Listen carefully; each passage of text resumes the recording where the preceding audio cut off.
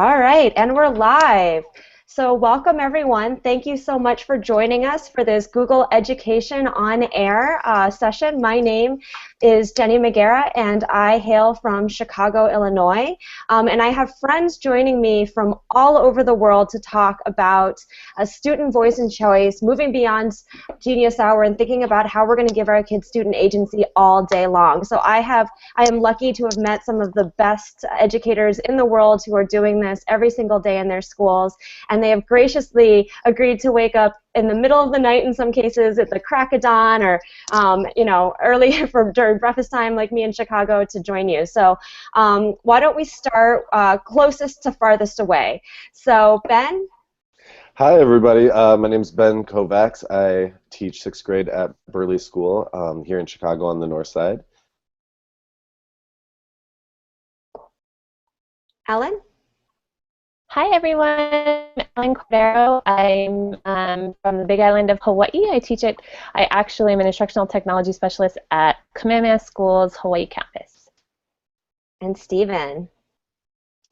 Morning everyone, my name's Stephen Lethbridge and I am lucky enough to be the lead mistake maker, the principal of Taupaki School in Auckland, New Zealand. Well, everyone, we all have our coffees and teas there, so we'll all raise our caffeinated beverages and cheers. We can say hello and good morning to all. So thank you so much for joining us, everyone. We have to say a special shout out. Thank you for Ben for being us, but special shout out to Stephen and to Ellen because it is 3 a.m. in Auckland right now and 5 a.m. in. Are you in Hilo, Ellen? I'm in Hilo. And 3 a.m., 5 a.m. in Hilo. So they have rose before the sun to join and share their great teaching and learning experiences with you.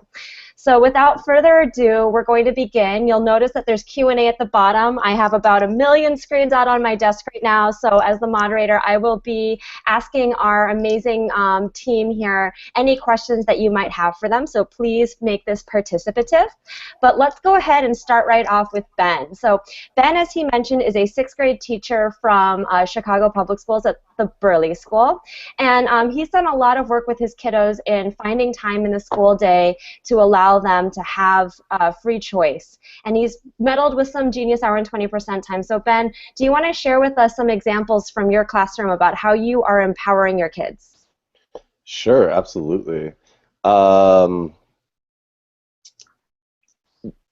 idea of voice and choice and having kids sort of take the reins in terms of what they want to learn about has been a journey for me, a complicated journey, but one in which I happily give myself over to. I think some of my colleagues and I talk all the time about kids being able to change the narrative, one in which they sometimes are painted into a certain, with a certain brush or with a certain, in certain ways that like maybe doesn't depict them. And in order for them to feel powerful, their voice has to be shared. Jenny, can you see the slide deck? Is this? Yes, yep, perfect. Okay, great. And so one of the things that we want to do at our school is make sure that students do have that empowerment by creating agency with them. And so we want agents who make choices that rival and surpass what we can believe for them. And so one of those things that we wanted to do is shift the kids from asking questions like, how long do I have to blank, to I just couldn't stop working on blank. And so for our school, being a literacy magnet cluster school meant that our kids needed to be able to choose. We started with independent reading content. And so you can see some of my students reading books in this class, and it goes from everything from fantasy novels, of course, to novels about graphic design and also novels about gender identity. And so when they have those independent choices in content, then it just naturally leads to a huge volume of reading where kids are reading something like 97 books a year, which that's not everybody, let's be honest. But that is, all of the students are reading a lot of books because of that. And so once we were vested and steeped in independent reading choices, then we also took looks at how students could choose different books to study more systematically in book clubs, and then also identifying what book club objectives they have. And so maybe as the teacher, I'm saying, okay, we're going to do a historical fiction study, or we're going to do a graphic novel study, but letting the students decide, okay, today when we meet together, what is it that we're going to talk about? And it automatically elevates the conversation. So from there, we went and started to go beyond just where we're at with literacy and into other areas like math is a new sort of frontier for me, with the help of Jenny always nudging me along the way, and having students identify personal goals in math that they want to work on, and using tools, using things like Google Forms and Google Spreadsheets for kids to keep records of what skill they're still struggling to master, and then them noticing, okay, I say I have it, and then when does my teacher say I have it, so that they can make these personal plans. And so all of these things lead to students saying things like, I have to trust myself more, I need to make sure that my voice is included excuse me, in what we're doing. I need to share my voice, and since I was working with a friend, it was easier to share my opinion. Or Isabel, a kindergartner in our school, says, I know our chart says connections help us understand our reading, but I think books also help us understand our lives. And so when their voices are saying these things, it just becomes so powerful. And I'm glad that they can say these things and I'm not having to say them for them, you know. So that's sort of where we started with getting our kids to be excited about learning, and starting with our foundation, starting with what we already passionately believed in as a school community, and building those literacy pieces. And then from there we went into understanding more things about wonder and curiosity and inquiry, and then that led to a little bit more with student agency. That's awesome, Ben. So funny enough, another Ben, I hope I'm pronouncing your name right, Ben Fight or Ben Fate, has a question for you. And I'm going to give it to you, but I'm going to ask you to wait to answer it till the end so you can cognate on it a little bit. So Ben wants to know, what are some of the biggest challenges you faced when you introduced Genius Hour in your classroom? He has kids who are similar to your kids' age. He has 4th graders, and he's been playing with it.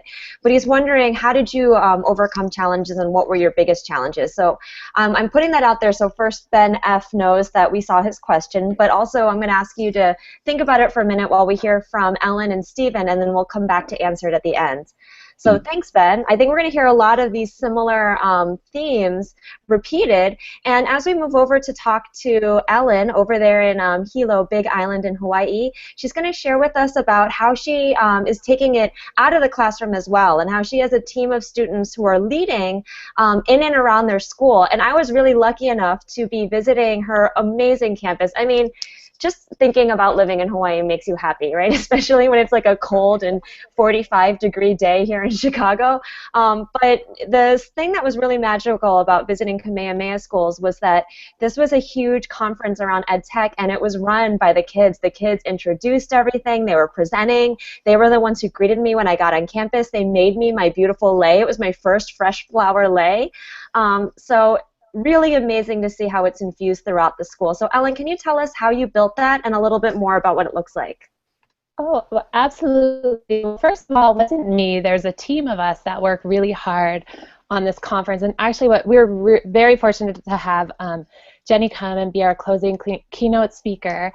And we offer, one of the things about living in Hawaii is we're very isolated, and so even on the Big Island of Hawaii, we're even more isolated. So a lot of our conferences go to Honolulu, and it's really difficult for teachers on outer islands to get there. So at Kamehameha Schools, we have a free conference for teachers, and we try to bring in top-notch presenters, and we try to get our students involved. So this happened, it kind of happened, Kelly Akina, who's at Kumukeali'i, so he started with his Genius students, and so they're called the KGB, and so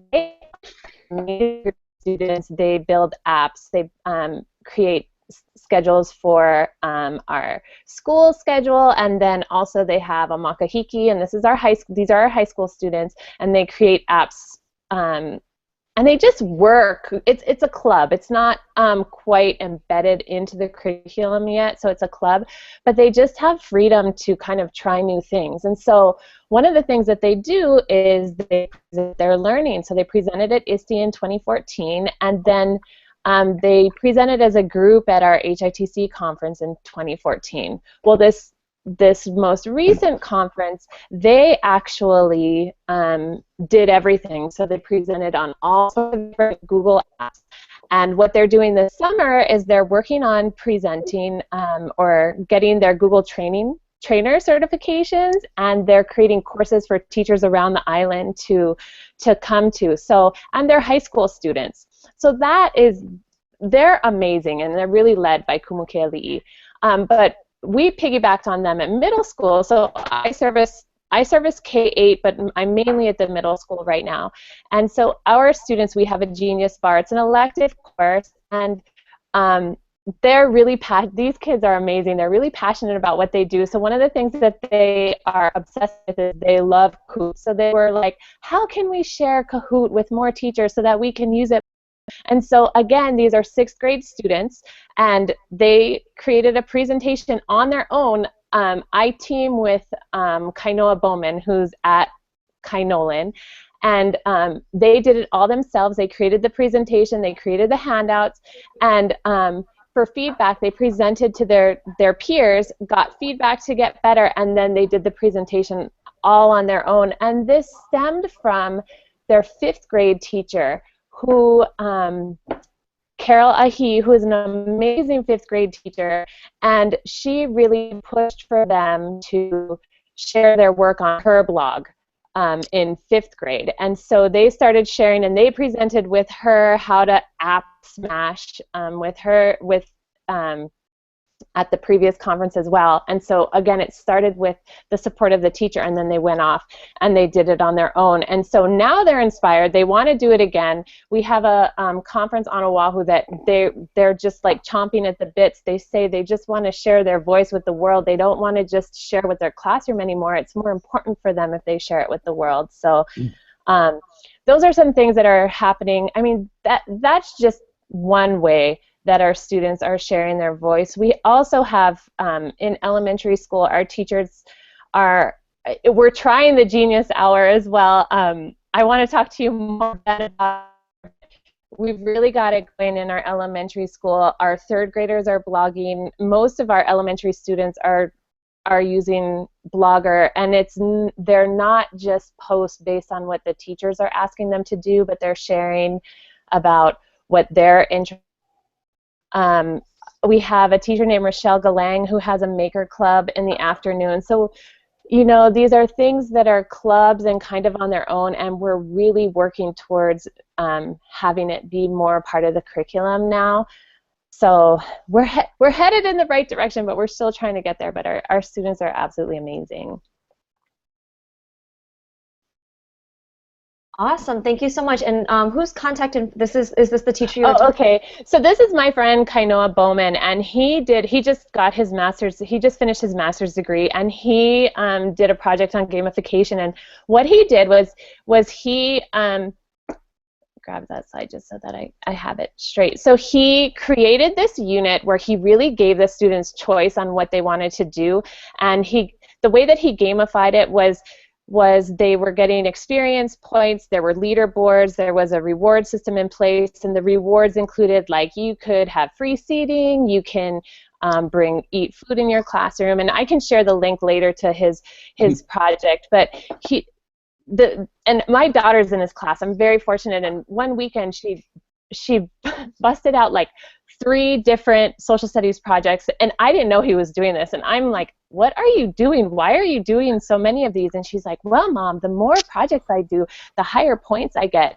And one of the things is, it sounds like, oh, she's just creating these projects, but the thing about it is these kids were so engaged, and they were so excited about having choice, and they had to give peer feedback that it didn't only impact, they didn't just, you know, these projects really impacted their learning, and they did a lot better. And one of the things that Kainoa was sharing with me was that there was a student who was on academic probation in 5th grade, and he was so inspired by this project that when he moved into 6th grade, he got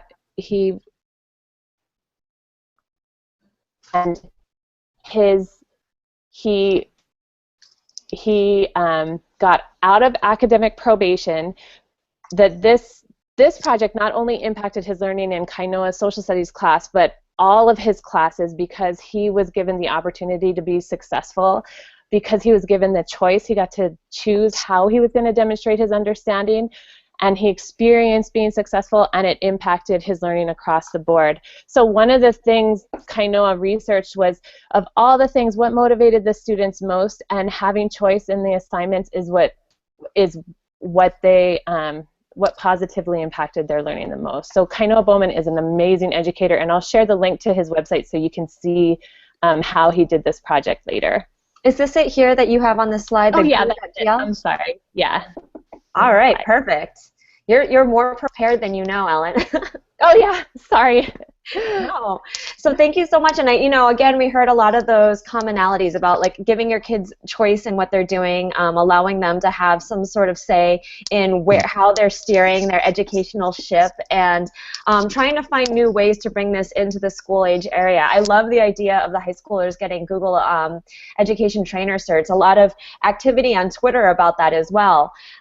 Amy Tucker is asking if this is archived. So yes, it will be. So you're going to be able to see it later today. To be able to share. So check back tomorrow morning, and the videos will all be definitely on this website for you to share with your team. Thanks for loving it. Laura has a question, too, for everyone to think about. Laura Richardson's asking how everyone got your IT team to approve Blogger. So we're going to have a time for Q&A at the end, but put that in your brain and start thinking about that. And then Jessica had a question for Ben about how you made sure standards were being achieved in the area of literacy. She loves the idea of choice, but she's concerned about the management of student learning when there's so many different things to hit. She teaches 7th grade ELA and history, and she feels like there's a lot to cover. So how do you incorporate choice? So just another thing to put into your brains. And Stephen and Ellen, if you have ideas to share about that, that would be great. So as you're thinking about that, we're going to move on to our friend Stephen out in Taupaki School in Auckland. Thanks again for joining us, Stephen. As we mentioned before, Stephen is the principal, although it's blowing up on Twitter now, Stephen. I think you might have coined a new phrase. I think you called yourself the head mistake maker, lead mistake maker. Everyone loves that. I think they're all going to change their business cards. And what was really amazing to me is when I had the honor of visiting Taupaki School and meeting Stephen, it was amazing. The first thing he did was bring out a kit with me to show me his coding robots. I think you had Arduinos, right? And in his own office. The kids were running out of classrooms to tell him what they were doing. They were so excited. And this was a place where they truly have moved beyond Genius Hour, where student choice and voice is part of the fabric through which this learning environment is woven. And so this isn't happening in a silo. It's happening all day, every single day. So Stephen, you have so many great stories to share with us, but can you tell us a little bit about how you got your culture and climate to this space? Thanks, Jenny. Being a lead mistake maker means that everyone in school has the opportunity to make mistakes and try different things. So probably from the outset, we would suggest that that student agency isn't something that you do. You sort of it's a mindset or a state of being.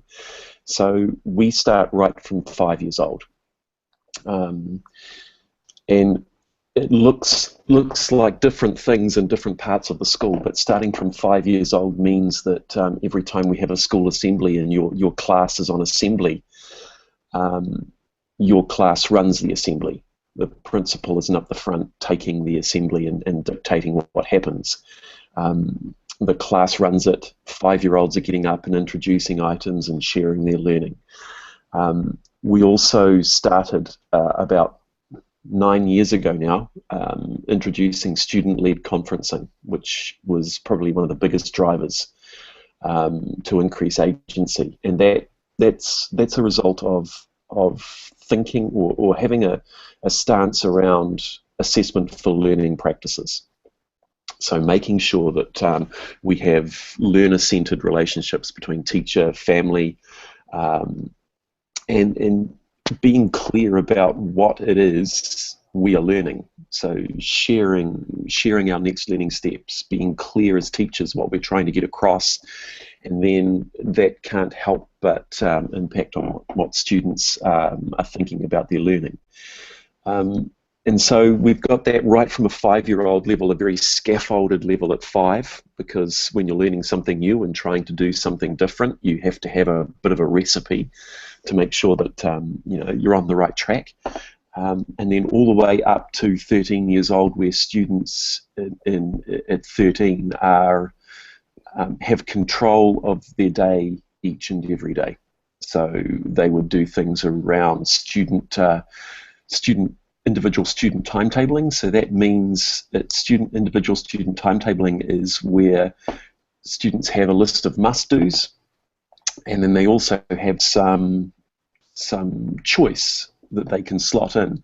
So some people would say, oh, okay, they have some must-dos, but they actually have a choice where they do the must-dos. So timetabling is student-driven. And what that can look like when you go into a classroom at 13 years old, or 11, 12, 13 years old, it can look like there is no teacher in the classroom. It can look like the teacher is not teaching. But what we find is that even though there might not be a lot of direct instruction, there's an incredible amount of actual learning going on, which seems a bit strange that there's no direct teaching, but there's a heap of learning. And those children are managing their own time, choosing when they're doing things, and learning from each other. So what would normally happen, let me give you an example, we would take, and this probably hits at that rigor question that came up before. The rigor is not, and probably there's more rigor in these type of classrooms, because everyone is making sure that they're accountable and showing that they are accountable, so that people don't think they are just wasting time or mucking around. So children would look at the data they get from their assessments, and then they would look at that and think, what am I good at? What do I need to do next? Where are my holes? What are my gaps? And as they look at those gaps, they would plan the next steps. The teacher would put up some teaching clinics at various times during the week, and children would opt into those clinics.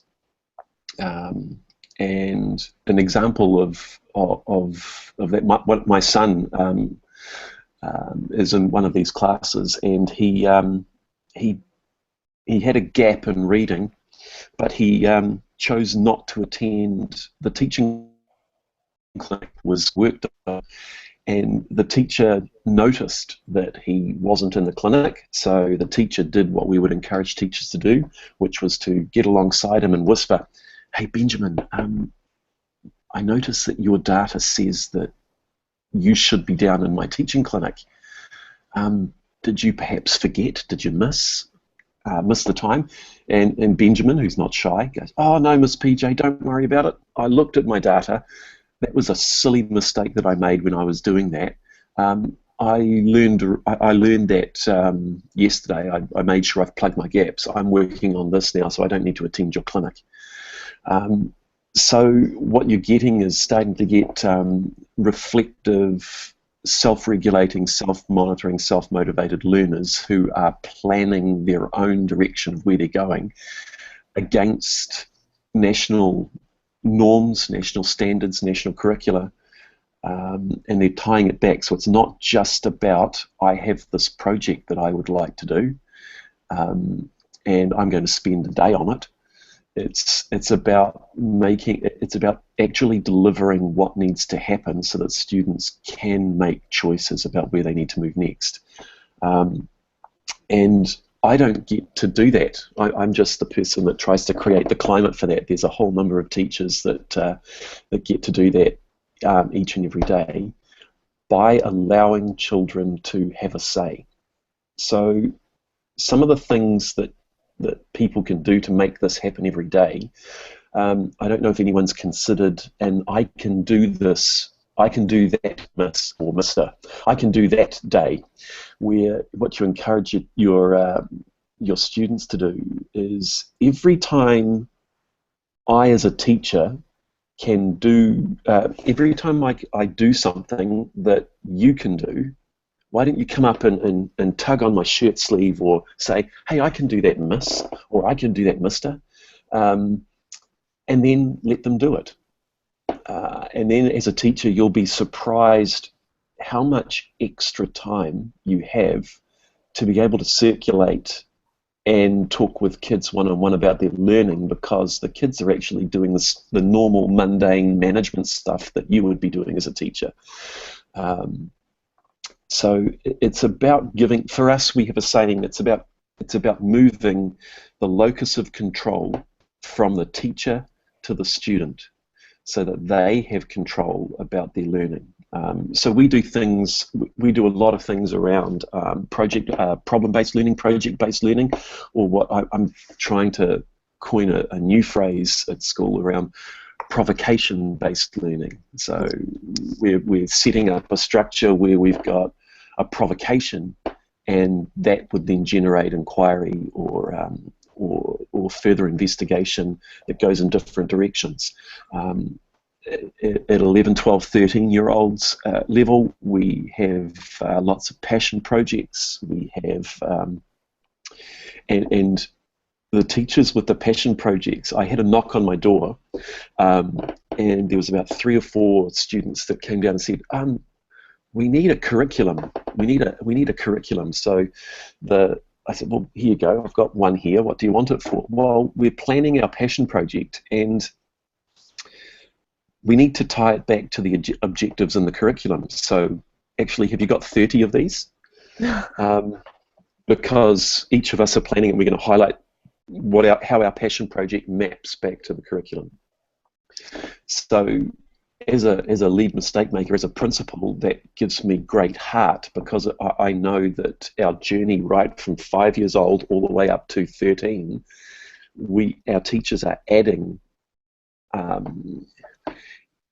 agency in at all levels, so that by the time they leave us at 13 years old, we have kids who can plan and do their own learning around what they need to do, but also what they would like to do. And that's, we've got a whole lot of different things that have come about because of that. We and we take student voice seriously, so that fits into our programs and moves into our programs. So we have a great deal of autonomy, but a great deal of rigor, so that we know kids are actually meeting what they need to meet. That's a bit of a summary. There's not a lot of detail, but there's a bit of summary. So is there anything else there? No, you already have a whole new slew of catchphrases from that. So provocation-based learning is going crazy on Twitter right now.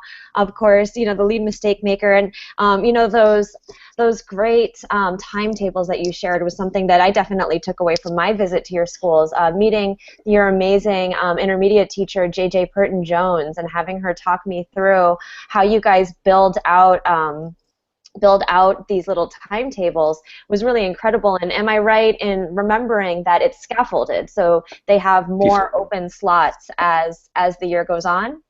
Yes, definitely. So it's not. Lots of people come in and have a look at JJ's room, and it's a rock star room. It's a rock star place, and it's fantastic. But what happens is, she's doing a brilliant job there. But what happens is that right from 5 years old, there's a whole lot of people that make sure that the kids get to a stage where they can do that all day, every day, in that area of the school. And it's scaffolded from as you said. Definitely scaffolded. And what we find is that as we've moved to student-driven timetabling, the teacher has more time for individual conferencing, for chatting about things. And I'm just, I think probably some of I'm lucky that I have managed to attract and appoint some really smart teachers. We get lots of talk about. I get lots of questions about what's your favorite app, what's your killer app. You've got to have a killer app, haven't you? And the one comeback I think that I have for the killer app is there is one killer app in education, and that is a thinking teacher who adapts to change. Woo! So Plus one. That's the killer app. If you don't have those killer apps, then you can't do all this really good stuff. You can't have teachers who are willing to let children present their inquiry via Minecraft on our Minecraft server. You can't have children create the school garden if you don't have yes, we could put a nice big vegetable garden in, but where's the learning in that? It's got to come from the kids. Yes, we could irrigate that garden, but isn't that a great learning opportunity for kids? Sometimes we tend to jump in and steal learning opportunities from kids too often. Oh. So, a case in point is when we create, we have Zombie Robot Group. In Zombie Robot Group, the first rule of Zombie Robot Club is you don't talk about Zombie Robot Club. But the learning that goes on there is me handing over a package and then stepping back, and sometimes and then sitting on my hands so that I don't fix or offer advice. So it's having those people in position that step back. And that's the hardest part, right? We always want to jump in and solve the problem for our kids, or we can see them about to go off the cliff and we're like, no, let's help them. And I think I've learned from all three of you, let them fall off the cliff and you'll be surprised they'll sprout wings and fly away. So thank you guys so much for sharing. I wish that we had a 3-hour session and not a 30-minute. We could definitely chat about all of this for so much longer because it seems like it's all of our passion. But I want to get to these questions. So for those of you who are still staying with us past the half-hour mark, I'm sure that you're still watching from the streaming YouTube page or from our Google Plus page. Thanks. And we're going to get to those questions now. So Ben, there's a ton of questions that are coming in. There's hundreds of viewers watching. So thank you for those of you who are still asking questions. If you haven't, you can ask via Twitter or the Google Plus page. So that first question from Ben, for Ben, it's a Ben inception. We wanted to know about how you overcome challenges. What were those challenges in your room in starting this, Ben, and how did you overcome them? That's a really good question. Okay, so I think that one of the biggest challenges with moving from teacher-directed learning to student-directed learning is the fact that you have no idea where it's going. Mm-hmm. And so when we first started a more inquiry-based exploration in our classroom, after we would learn about the civil rights, right now I'm on a slide of some anchor charts about where kids got up there and talked about what their lingering questions were and what they wanted to explore. And so yes, lots of those are like a teacher's just passion and heart. You're like, oh, I'm so excited. You want to know more about the freedom rides, and of course you want to know more about Coretta Scott King and Claudette Colvin. Oh, but wait, you also want to learn about Emmett Till and Harvey Milk, and you want to learn about ISIS and what's happening with ISIS right now. How can I lead and guide you toward that? That's a huge challenge. And so when kids start becoming passionate about exploring what they personally are curious about, this is a student from my classroom this year, and when he first started tackling ISIS, it was really challenging because I knew he was going to share that information with his family, with other families, with kids, and he was going to go public with that knowledge because we want their voice to be powerful, and that happens when they share it. And so he needed a lot of nudging and guidance about how to go public with his information and how to share that with a global community. And so that idea of mature topics running rampant can be tricky. And then sometimes you get the kids who say, I don't know what I want to know about. And so one thing that can help is using anchor charts like this, where kids can put up all these lingering questions or all these things that they want to jumpstart and find out more about, and then kids can be inspired by kids. And so you maybe can see all those little purple Post-it note flags first we filled up that chart, then kids committed toward wanting what they wanted to know more about. And so there's like 3 students who wanted to know more about the Little Rock Nine, and so then through collaboration they're able to go down that path.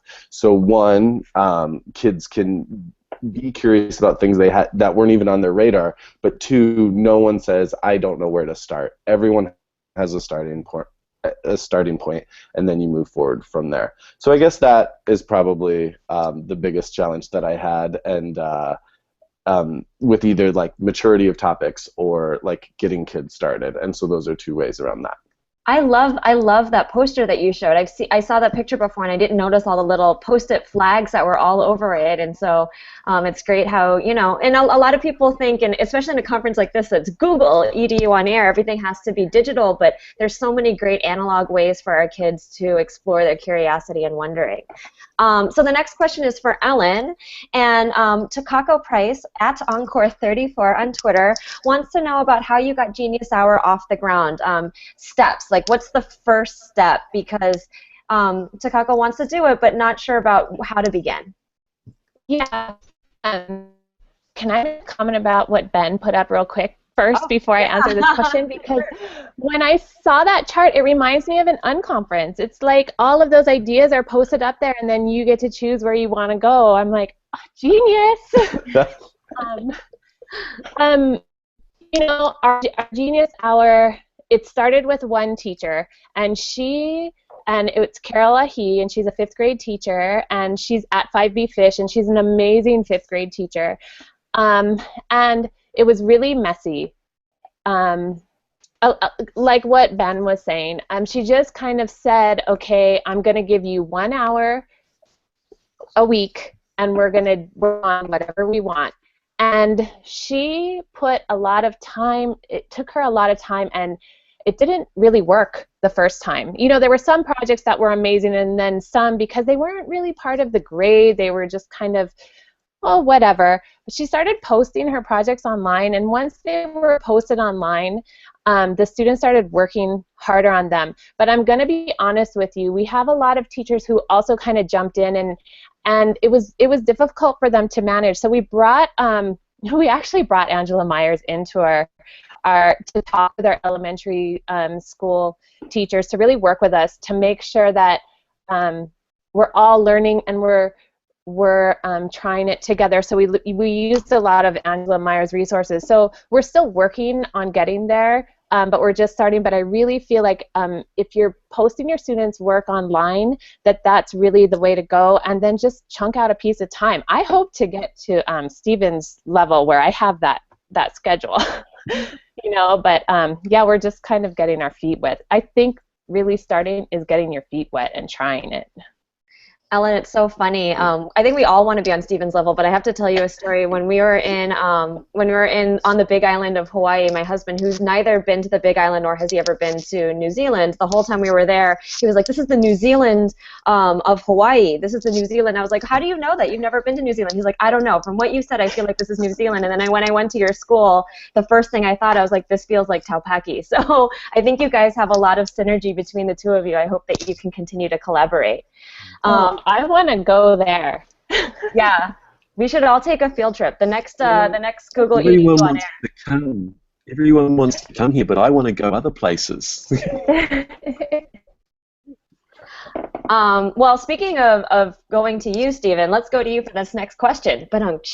So, oh, what a segue. That was fantastic. Nailed it. So the next question is for you, and I'm trying to find the gentleman or lady's name. Oh, here we go. Stephanie. So Stephanie, the lady, Stephanie Dulmage asks for you, and I'm sorry if I'm butchering people's names.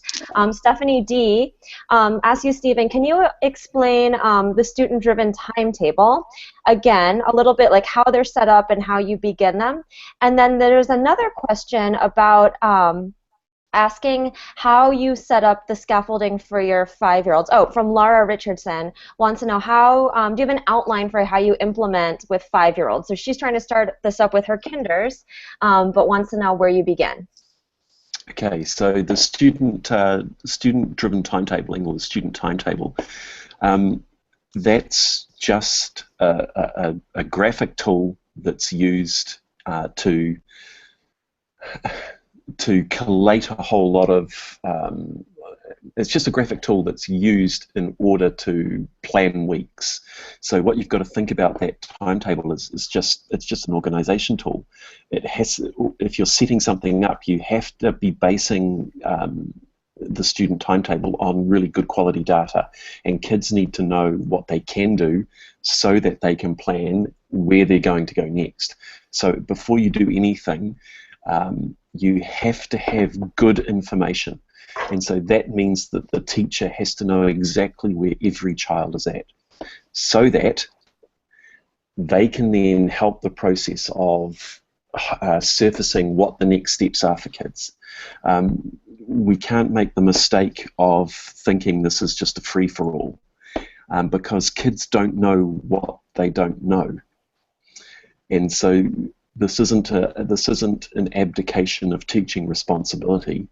It's moving to another level about providing a space where kids know what they can do, and therefore they know what comes next, so that they can then go and plan and make the next step. So setting up the student timetable is something that people could connect with JJ Purton-Jones around. She's very digitally savvy, and our classes are all, we call them bring your own browser, because we don't care what you bring as long as you bring it and you can connect. She's very digitally savvy, yet probably most of those student timetables are analog in nature. Some kids are moving them up to GDocs now and sharing them, especially with the rollout of Dashboard and a whole lot of other things that they're doing. They can easily share and push data. But it's important that you don't start with the timetable. You have to start with the mindset that would drive the timetable. In terms, and then heading off to the 5-year-old question, our student league conferencing is the driver. So when Tiger Woods goes into a form slump, it can usually be attributed to he's changing his swing, or he's made a little change in his approach. So when you try something new, you're going to get terrible at it. You're going to be bad. So this is all Carol Dweck's growth mindset stuff. So you're going to be quite bad at it, so you have to persevere and persist through it. And in order to get better, you're going to need a set of rules. When you're new at something, you follow rule-governed behavior. So with our 5-year-olds, we script out our student league conferencing. So student league conferencing in our school looks like 6 families in a room, teacher well out of the situation, so it would be considered in place of a parent-teacher conference. So all in the classroom, 6 families. We find that 6 families replicates the buzz of a normal classroom. So that means that no one can hear anyone else's conversation. And the kids are sharing what they can do, where they go next, then taking their parents around the room and taking them through a maths game, taking them through the reading, looking at the walls, coming back to their learning management system, and taking their parents through the learning management system online so that parents can comment and have a look at the comments that they've made. So, we script out that 5-year-old stuff very carefully because they're new to it, and each year you take a little of the script away because they become better at it, and then by the time they're at year 8, year 13 years old, they are experts and they're able to take this on themselves.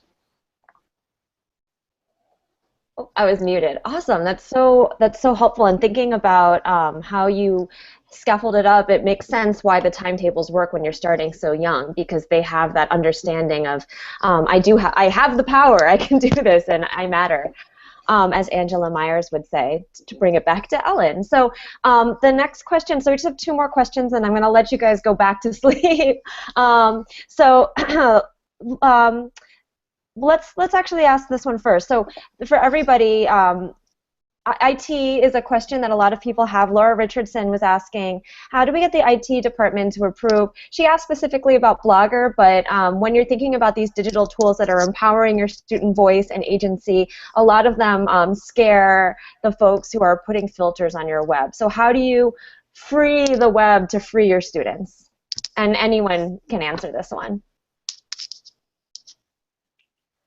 Well, I can just say that it was really hard.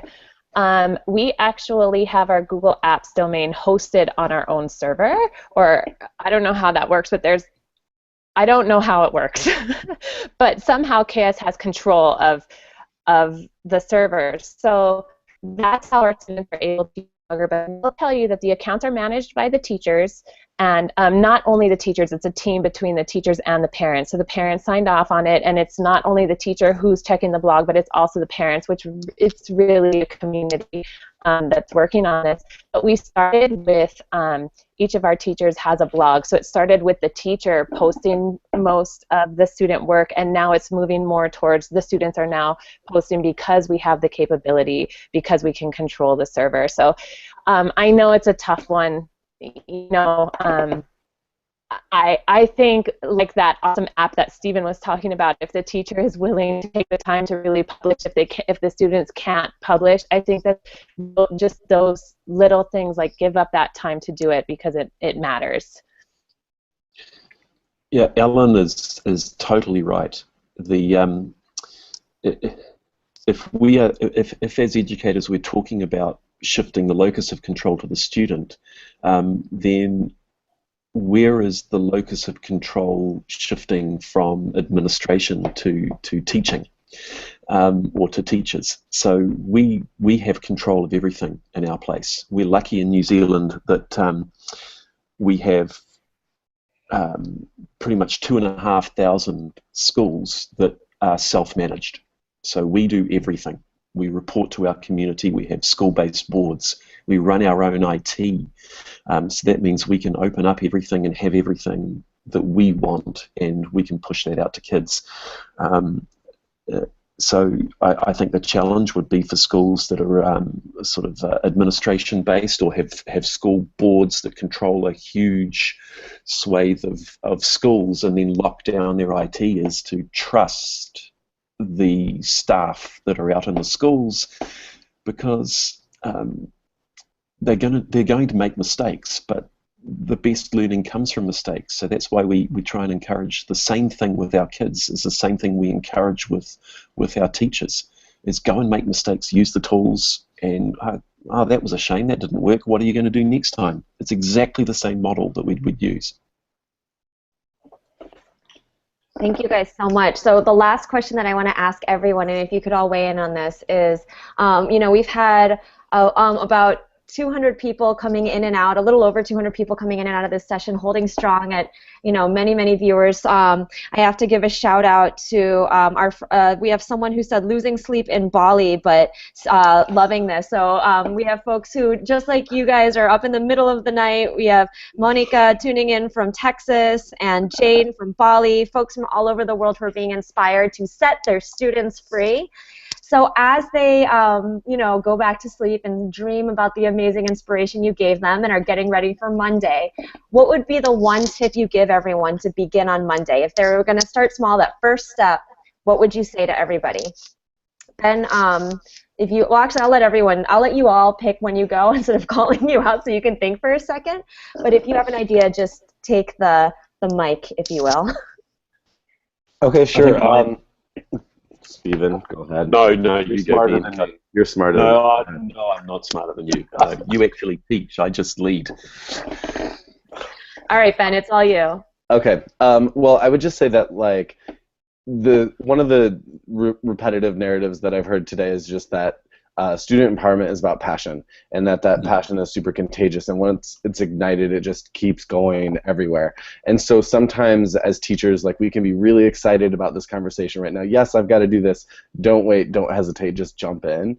And so sometimes for kids, they can be nervous too. And so one thing that I like to do to empower students is for them to see other kids who are empowering. And so focusing on girls like Malala and how she's making such a difference in her community, and wow, let's all aspire to be more like her. Like, I need to be more like her, this young person, or Alex Lynn and his environmental recycling, and finding other students and young people out there who are making global change in their communities, and then focusing on what kind of global change can we make in our classroom, in our school, in our city, or in our neighborhoods, and then move beyond that.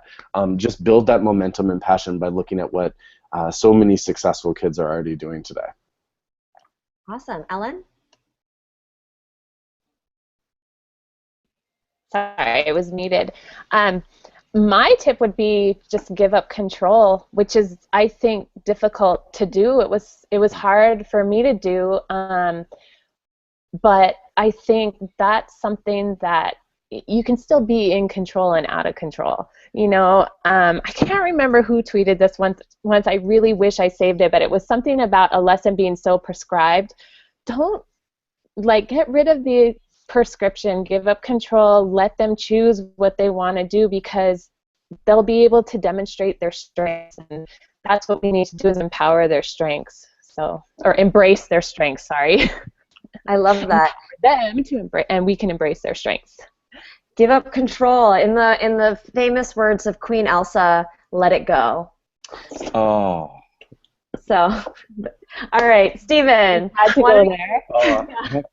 Why don't you bring it in?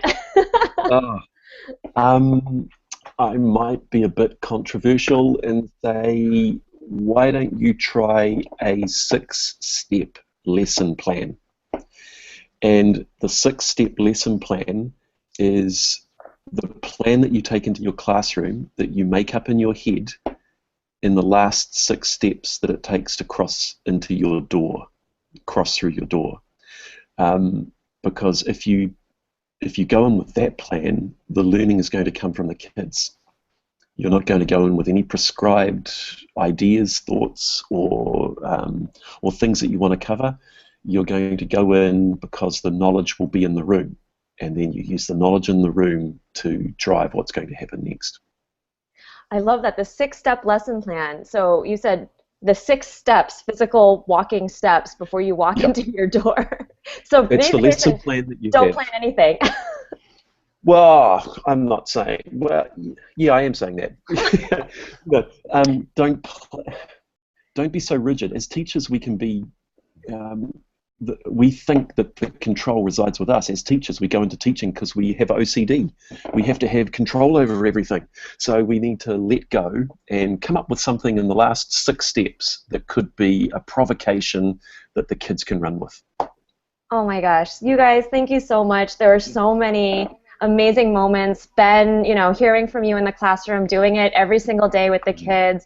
Ellen, you know, supporting your teachers, helping your kids, making this happen in a beautiful location and making their minds grow so they can spread, and actually physically taking your kids around the world. Oh my gosh, like, are they going to be at ISTE this year? Can we go see them live? Actually, the high school kids are going to be at ISTE. I think they're doing a couple poster sessions. All right, yeah. We're definitely all gonna stalk them. We're gonna be like, we saw you on the internet on Google EDU on Air, and Stephen, making it happen. Everyone wants to visit you in New Zealand, but I'm sure you're gonna get invitations to go everywhere to share your knowledge and see what they're doing.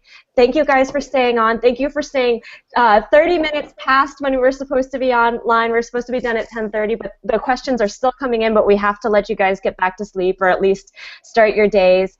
And thank you everyone for watching. We can't wait to see how you're bringing these ideas into your classroom. Please pay it forward, share your learning, blog, tweet. We can't wait to hear how you're doing it as well. And thank you for all the work you're doing to empower our students. Have a great day, folks.